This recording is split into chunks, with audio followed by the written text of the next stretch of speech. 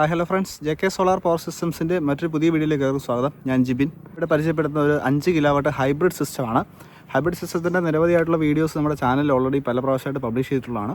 ഇത് മറ്റൊരു site condition, മറ്റൊരു രീതിയിലുള്ള ഇൻസ്റ്റലേഷനാണ്. ഇവിടെ നമ്മൾ ശരിക്കും കണക്ട് ചെയ്തിരിക്കുന്ന 590 വാട്ട്സിൻ്റെ ടോപ്പ് കോൺ ബൈഫേഷിൽ 8 പാനൽസാണ്. ഇവിടെ കാണുന്ന പോലെ 4 പാനലുകളുടെ 2 സ്ട്രിങ് ആയിട്ടാണ് നമ്മൾ സിസ്റ്റം ചെയ്തിരിക്കുന്നത്.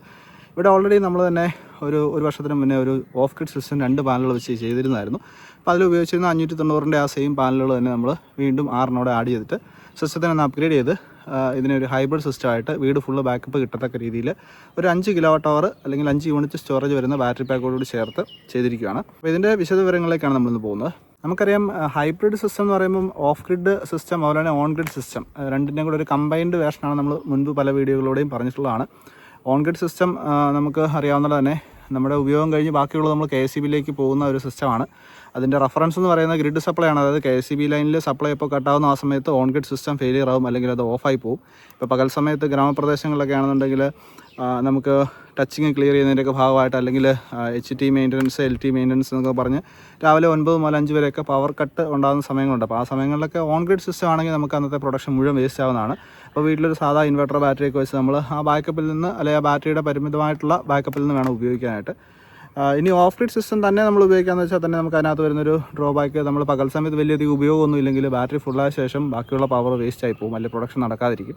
അപ്പോൾ ഇതിൻ്റെ രണ്ടിൻ്റെയും കൂടെ, ഈ 2 സിസ്റ്റങ്ങളുടെയും ഗുണം നമുക്ക് ഒരുപോലെ കിട്ടണമെന്നുണ്ടെങ്കിൽ നമ്മൾ ഹൈബ്രിഡ് സിസ്റ്റം ചെയ്യണം. തീർച്ചയായിട്ടും ഹൈബ്രിഡ് സിസ്റ്റം ചെയ്യുമ്പോൾ കോസ്റ്റ് വൈസ് നല്ല വ്യത്യാസമുണ്ട്. ഇപ്പോൾ ഒരു ഓൺ ഗ്രിഡ് സിസ്റ്റം ചെയ്യുന്നതിൻ്റെയൊക്കെ ഒരു 80% കോസ്റ്റ് അഡീഷണൽ നമ്മൾ മുടക്കേണ്ടി വരും ഹൈബ്രിഡ് ചെയ്യുന്ന സമയത്ത്.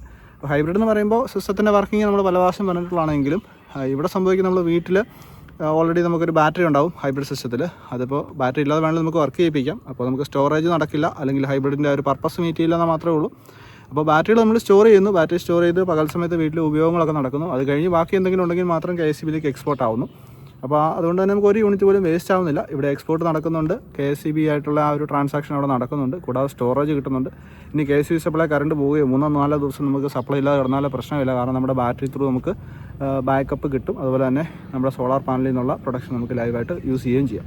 ഹൈബ്രിഡ് ഇൻവെർട്ടർ എന്ന് പറയുമ്പോൾ ഹൈ ഫ്രീക്വൻസി ഇൻവെർട്ടറാണ്. ഇപ്പോൾ ഇതിൻ്റെ ലോഡ് ഹാൻഡ്ലിംഗ് കപ്പാസിറ്റിയൊക്കെ നമ്മൾ നോക്കി കഴിഞ്ഞാൽ വളരെ സ്മൂത്തായിട്ട് വലിയ ജർക്കിങ്ങോ അല്ലെങ്കിൽ ഫ്ലക്ച്വേഷനോ ഒന്നും ഇല്ലാതെ നമുക്ക് ഇൻവെർട്ടറിൻ്റെ ഒക്കെ ഒരു 50% അഡീഷണൽ ലോഡ് കപ്പാസിറ്റി, ഇപ്പോൾ 5000 വാട്ട്സിൻ്റെ അല്ലെങ്കിൽ 5 കിലോ വാട്ടിൻ്റെ ഹൈബ്രിഡ് സിസ്റ്റം എന്ന് പറയുമ്പോൾ അതിൽ 7500 വാട്ട്സ് വരെയൊക്കെ നമുക്ക് ലോഡ് ഉപയോഗിക്കാനുള്ള സംവിധാനം അതിലുണ്ട്.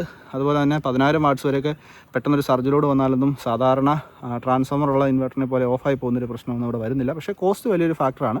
അപ്പോൾ അതുകൊണ്ട് തന്നെ നമുക്ക് എല്ലാ കേസുകളിലും ഒന്നും ഹൈബ്രിഡ് സിസ്റ്റം ഓപ്റ്റ് ചെയ്യാൻ പറ്റില്ല, അല്ലെങ്കിൽ ഹൈ ഫ്രീക്വൻസി സിസ്റ്റംസ് നമുക്ക് ഓപ്റ്റ് ചെയ്യാൻ പറ്റില്ല. കാരണം അത് ഉപയോഗിക്കുന്ന ആളുടെ ഒരു ബഡ്ജറ്റ്, ഇനിഷ്യലി ഇൻവെസ്റ്റ് ചെയ്യാൻ ഉദ്ദേശിക്കുന്ന എമൗണ്ടൊക്കെ അനുസരിച്ച് വേരിയേഷൻ വരും. അതായത് ഇപ്പോൾ ഒരു 1-2 പാനലൊക്കെ വെച്ച് ഒരു 1-2 ചെറിയ ബാറ്ററി അല്ലെങ്കിൽ ഒരു ലിഥിയം ബാറ്ററി പാക്കൊക്കെ വെച്ച് ഒരു സിസ്റ്റം 2 kV ഉപയോഗിക്കാൻ ഉദ്ദേശിക്കുന്നവർക്ക് നേരെ നമുക്ക് ഹൈ ഫ്രീക്വൻസി ഇൻവെർട്ടറിലേക്കൊന്നും പോകാൻ സാധിക്കില്ല. കാരണം അതിൻ്റെ കോസ്റ്റും അത് കിട്ടുന്നൊരു മിനിമം സ്പെക്കൊക്കെ ഉണ്ട്. അങ്ങനെയുള്ള കാര്യങ്ങളൊക്കെ നോക്കുമ്പോൾ നമുക്ക് കോസ്റ്റ് വൈസ് ബഡ്ജറ്റ് ഒരു വലിയ പ്രധാനപ്പെട്ട ഫാക്ടറാണ്. അത് വെച്ച് നോക്കുമ്പോൾ നമുക്ക് ആ സ്ഥലങ്ങളിൽ അതിന് ആപ്റ്റായിട്ടുള്ള സിസ്റ്റംസ് ചെയ്യേണ്ടി വരും. അപ്പോൾ പല ഓപ്ഷൻസ് ഉണ്ട്. അപ്പോൾ ഓരോരുത്തരുടെ ബഡ്ജറ്റ്, നമ്മുടെ അവിടുത്തെ സാഹചര്യങ്ങൾക്കനുസരിച്ച് നമ്മൾ ഓപ്ഷൻ ചൂസ് ചെയ്യാമെന്ന് മാത്രമേ ഉള്ളൂ. ഇവിടെ ഇപ്പോൾ എന്തായാലും നമുക്ക് 590 വാട്ട്സിൻ്റെ 8 പാനലുകളാണ് നമ്മൾ കണക്ട് ചെയ്തിരിക്കുന്നത്. അതുകൊണ്ട് തന്നെ നമുക്ക് ഏകദേശം ഒരു 20 യൂണിറ്റ് ആവറേജ് പ്രൊഡക്ഷൻ സാധ്യമാവുന്നതാണ്. പിന്നെ ഇതിപ്പോൾ നിലവിൽ KSEB എന്നുള്ള കണക്ഷനൊന്നും ആയിട്ടില്ല. ഇപ്പോൾ നമ്മൾ ഹൈബ്രിഡ് ആയിട്ട് അല്ലെങ്കിൽ ഹൈബ്രിഡ് സിസ്റ്റം ആണെങ്കിൽ പോലും ഓഫ് ഗ്രിഡ് ആയിട്ടാണ് ഇപ്പോൾ ഉപയോഗിക്കുന്നത്. ഈ KSEB മീറ്ററൊക്കെ വെച്ച് കിട്ടിക്കഴിയുമ്പോൾ നമ്മൾ എക്സ്പോർട്ട് ഓൺ ആക്കുമ്പോൾ നമുക്ക് മാക്സിമം പ്രൊഡക്ഷനിലോട്ട് എത്താനായിട്ട് സാധിക്കും. ഇപ്പോൾ നമുക്ക് ലോക്കൽ ലോഡ് ഫീഡിങ്, അതുപോലെ തന്നെ ബാറ്ററി ചാർജിങ് മാത്രമാണ് നടക്കുന്നത്. അപ്പോൾ ഇത്തരത്തിലുള്ള നിരവധി ഇൻസ്റ്റലേഷൻ വീഡിയോസ് സോളാറുമായിട്ട് റിലേറ്റ് ചെയ്തിട്ടുള്ള ലേറ്റസ്റ്റ് ടെക്നോളജീസൊക്കെ നമ്മുടെ ചാനലിലൂടെ പരിചയപ്പെടുത്തിയിട്ടുണ്ട്. അതുപോലെ തന്നെ നമ്മുടെ JK സോളാർ പവർ സിസ്റ്റംസിൻ്റെ ചേർപ്പുള്ള ഷോറൂമിൽ വന്നു കഴിഞ്ഞാൽ ഇത്തരത്തിലുള്ള ഡീറ്റെയിൽസ് എല്ലാം നേരിട്ട് കണ്ട് മനസ്സിലാക്കാവുന്നതാണ്. അപ്പോൾ തീർച്ചയായിട്ടും നമ്മുടെ ചാനൽ ഒന്ന് സബ്സ്ക്രൈബ് ചെയ്ത് വെച്ചേക്കുക. ഇതിനെപ്പറ്റി കൂടുതൽ ഡീറ്റെയിൽസ്, ഇൻസ്റ്റലേഷൻസ് ആവശ്യമുണ്ടെങ്കിൽ താഴെ കാണുന്ന വാട്സാപ്പ് നമ്പറിൽ കോൺടാക്ട് ചെയ്യാവുന്നതാണ്. ഇവിടെ ഈ രീതിയിലാണ് ഇൻസ്റ്റലേഷൻ പൂർത്തിയാക്കിയിരിക്കുന്നത്. ഇവിടെ മുൻപ് പറഞ്ഞ പോലെ തന്നെ നമ്മൾ 8 സോളാർ മോഡ്യൂൾസ് ആണ് ഉപയോഗിച്ചിരിക്കുന്നത്. UTL സോളാർ ബ്രാൻഡിങ്ങിൽ വരുന്ന ടോപ്പ് കോൺ ബൈഫേഷ്യൽ ലേറ്റസ്റ്റ് 590 വാട്ട്സിൻ്റെ 8 മോഡ്യൂൾസ് ആണ് ഉപയോഗിച്ചിരിക്കുന്നത്. ഇവിടെ നമ്മളൊരു മൾട്ടി സ്പൈക്ക് ലൈറ്റ്നിങ് അറസ്റ്റർ, അത് ഫുൾ SS തന്നെ കൊടുത്തിട്ടുണ്ട്.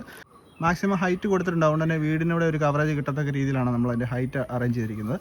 ഇവിടെ നമ്മൾ ഉപയോഗിച്ചിരിക്കുന്നതൊക്കെ എല്ലാം 10 SWG ബെയർ കോപ്പർ കണ്ടക്ടർ തന്നെയാണ്. ഈ ഒരു പ്രദേശം നോക്കി കഴിഞ്ഞാൽ കാണാൻ നല്ല തെളിഞ്ഞ ഒരു സ്ഥലമാണ്. പ്രത്യേകിച്ച് മരങ്ങളുടെ തണലുകളോ ഒന്നും നമുക്ക് ഒരു ഭാഗത്തുനിന്നും വരാനില്ല. അതുകൊണ്ട് തന്നെ നല്ല പ്രൊഡക്ഷൻ പ്രതീക്ഷിക്കുന്ന ഒരു സ്ഥലമാണിത്.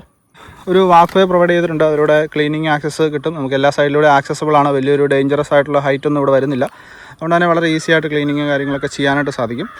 പിന്നെ നമ്മളെപ്പോഴും പാനലുകൾ ഷീറ്റിന് മുകളിലൊക്കെ ഇൻസ്റ്റാൾ ചെയ്യുമ്പോൾ എപ്പോഴും ഒരു മിനിമം ഗ്യാപ്പ് കൊടുത്ത് കൂടുതൽ പാനലുകളൊക്കെ വരുന്ന കേസുകളിൽ ഒരു ക്ലിയറൻസ് കൊടുത്തേക്കുക. കാരണം നമുക്ക് ഇപ്പോഴത്തെ കാലാവസ്ഥയ്ക്ക് അനുസരിച്ച് ഭയങ്കര ചൂട് കൂടുതലാണ്. അപ്പോൾ പാനലുകളിലേക്കൊക്കെ ചൂട് തട്ടി പാനലിൻ്റെ എഫിഷ്യൻസി കുറയാനും പ്രൊഡക്ഷൻ ഗ്രാഫ് താഴോട്ട് വരാനൊക്കെ സാധ്യതയുണ്ട്. പിന്നെ ഒരു ജനറൽ മെയിൻ്റനൻസിൻ്റെ കാര്യത്തിനൊക്കെ പറ്റുന്ന രീതിയിൽ നമ്മൾ പാനലുകൾ ഇൻസ്റ്റാൾ ചെയ്യുക.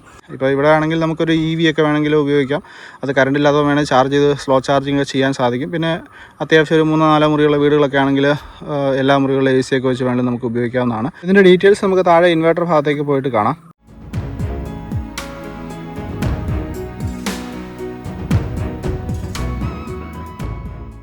സിസ്റ്റത്തിൻ്റെ ഇൻവെർട്ടർ ബാറ്ററി സെറ്റപ്പ് ഈ രീതിയിലാണ് വരുന്നത്. ഇവിടെ നമുക്ക് മുൻപ് നമ്മൾ പരിചയപ്പെടുത്തിയിട്ടുള്ളവരെ 2 സ്ട്രിങ് DC DB വരുന്നുണ്ട്. ഇതാണ് നമ്മുടെ ഹൈബ്രിഡ് ഇൻവെർട്ടർ ഈസ്റ്റ്മാൻ ബ്രാൻഡിങ്ങിൽ വരുന്നതാണ്. ഇൻവെർട്ടറിൻ്റെ സൈഡിലേക്ക് നോക്കിക്കഴിഞ്ഞാൽ റോട്ടറി സ്വിച്ച് ഉണ്ട്. ഇത് നമുക്ക് സോളാർ പാനലുകൾ ഡിസ്കണക്ട് ചെയ്യാനുള്ള സംവിധാനമാണ്. അതുപോലെ തന്നെ സാധാരണ ഇൻവെർട്ടർ വരുന്ന പോലെ തന്നെ ഒരു ബട്ടൺ സ്വിച്ച് വരുന്നുണ്ട്. 2 സ്ട്രിങ്ങുകൾ വന്ന് കയറുന്നതാണ്. ബാറ്ററിയിലേക്ക് കേബിളുകൾ പോകുന്നതാണ്. കമ്മ്യൂണിക്കേഷൻ ഡോങ്കിൾ, അതുപോലെ തന്നെ communication cable, AC in out ഇതെല്ലാം കൊടുത്തിരിക്കുന്നതാണ്. ഇതിൻ്റെ ഡിസ്പ്ലേയിലേക്ക് വന്നു കഴിഞ്ഞാൽ എല്ലാ ഡീറ്റെയിൽസും നമുക്ക് ഇതിൽ കൃത്യമായിട്ട് കാണാൻ സാധിക്കും. ഇവിടെ സോളാർ പാനലിൽ നിന്നുള്ള പ്രൊഡക്ഷന്, ബാറ്ററിയുടെ പെർസെൻറ്റേജ്, ബാറ്ററി ചാർജിങ് ആണോ അല്ലെങ്കിൽ KCB ആയിട്ടുള്ള കണക്ഷൻ അല്ലെങ്കിൽ എങ്ങനെയാണ് ട്രാൻസാക്ഷൻ നടക്കുന്നത്, അതുപോലെ തന്നെ വീട്ടിലേക്കുള്ള ഉപയോഗം, ഇതെല്ലാം നമുക്കിവിടെ കാണാനായിട്ട് സാധിക്കും. ഇവിടെ ഏകദേശം 300 സംതിങ് വാട്ട്സ് ആണ് വീട്ടിലേക്ക് ഉപയോഗിക്കുന്നത്. ടോട്ടൽ പ്രൊഡക്ഷൻ നടക്കുന്നത് ബാറ്ററി ഫുള്ളാണ്. KCB ആയിട്ട് ഇപ്പോൾ കണക്ട് ചെയ്തിട്ടില്ലാത്തതുകൊണ്ട് എക്സ്പോർട്ട് നടക്കുന്നില്ല. അതുപോലെ തന്നെ ഇവിടെ നമ്മളൊരു AC DB കൊടുത്തിട്ടുണ്ട്. ഒരു ഓട്ടോമാറ്റിക് ചേഞ്ച് ഓവർ സ്വിച്ച് ഉണ്ട്. ഏതെങ്കിലും കാരണവശാൽ ഇൻവെർട്ടറിൻ്റെ ഔട്ട്പുട്ട് കട്ടായി കഴിഞ്ഞാൽ ഓട്ടോമാറ്റിക്കലി KCBയിലേക്ക് ലോഡ് ട്രാൻസ്ഫർ ചെയ്യാനായിട്ടും.